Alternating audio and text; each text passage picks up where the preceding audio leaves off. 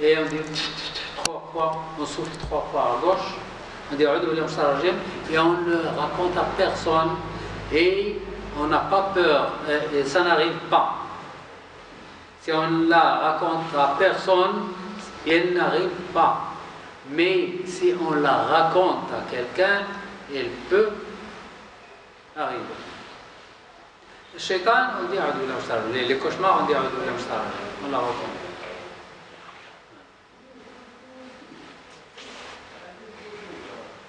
Alors, pour celui qui est malade, il doit s'estimer heureux. On va dire alhamdulillah, j'accepte ma maladie. Bien sûr, il va chez le docteur, il achète des médicaments, etc. Mais il ne dit pas oh Allah, pourquoi moi?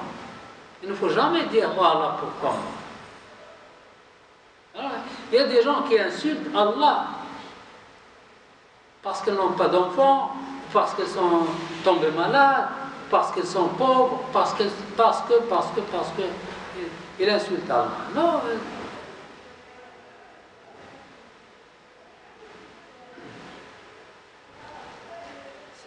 Ça, c'est l'ignorance. Et ils seront misérables dans cette vie ci-bas, et ils seront misérables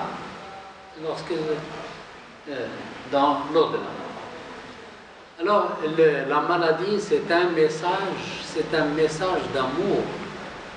La maladie, c'est un message d'amour de la part d'Allah. Lui rappelant qu'il est capable de prendre son âme quand il le veut, mais il lui prolonge sa vie dans l'espoir qu'il fasse des virtuosités pour accéder au paradis. Ce n'est pas un message d'amour. Je peux prendre ton âme, je peux te faire mourir, mais je te laisse pour faire du bien pour rentrer au paradis. Alors fais du bien pour rentrer au paradis. Au moins dire Alhamdulillah. Si tu dis Alhamdulillah, c'est un hasana.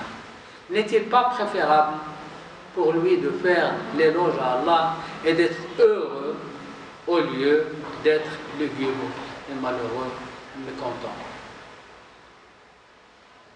Et il faut savoir que n'importe quel état qu'on subit, n'importe quel état, on est mieux que beaucoup plus d'autres. Si on est totalement paralysé, les 4 membres, on est mieux que plusieurs d'autres. Et on est peut-être paralysé, mais on a un cœur qui connaît Allah. On est mieux que d'autres qui sont paralysés et qui ne connaissent pas Allah. On est mieux que d'autres qui ne sont pas paralysés et qui ne connaissent pas Allah. On est toujours mieux. Une fois, un savant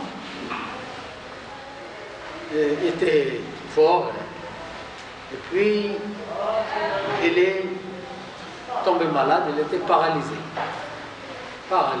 Les 4 membres, il était paralysé et bien qu'il était savant, il était malheureux. Il n'acceptait pas être... Il était actif, etc. Maintenant, il est sur une chaise roulante. Il est devenu malheureux. Un jour, un de ses amis lui a rendu visite. Il l'a trouvé très malheureux et il lui dit « Allons faire un tour ». Alors, il pousse la chaise roulante et pour faire un tour, il l'emmène chez un de ses amis. Lui aussi malade, lui aussi paralysé. Mais lui est a un cas plus dangereux que ceux-là. Lui, il est paralysé des 4 membres et il ne peut pas parler. Il est mieux que cette personne. Ils sont entrés chez lui, et lui, il ne peut pas parler, ils ont vu le pansement sur sa main. On a demandé qu'est-ce qu'il y a.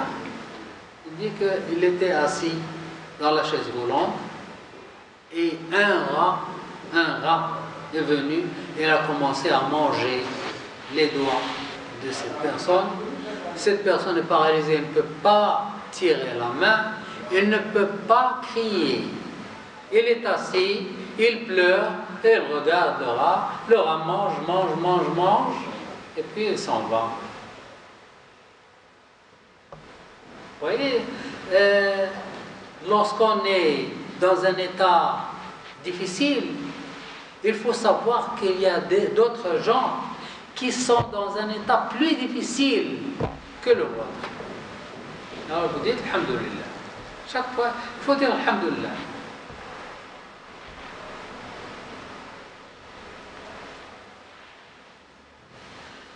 Tandis que le désespéré, celui qui a perdu sa fortune ou son travail, comment a-t-il fait? Comment a-t-il fait sa fortune? Il a travaillé. Qui l'a donné? Qui lui a donné cette fortune? C'est Allah. Bien. Comment a-t-il fait sa fortune ou son travail? Ce n'est pas grâce à Allah, c'est grâce à Allah. La fortune et le travail ont disparu, mais Allah est toujours là. Alors celui qui lui a donné la fortune la première fois, il peut la donner une autre fortune maintenant. Celui qui a donné le travail la première fois, il peut lui donner le travail une deuxième fois. Allah est toujours présent. Celui qui t'a permis de gagner ta vie avant est capable de le faire par la suite. La tristesse ne peut rendre ce qui est perdu, mais cela offense Allah. Lorsqu'on est triste, la fortune ne revient pas, le travail ne revient pas, mais ça offense Allah. Il ne faut pas montrer à Allah qu'on est mécontent contre Allah. C'est un grand péché d'être mécontent. Il faut toujours dire Alhamdulillah. Il faut toujours montrer qu'on est content de ce qui vient d'Allah.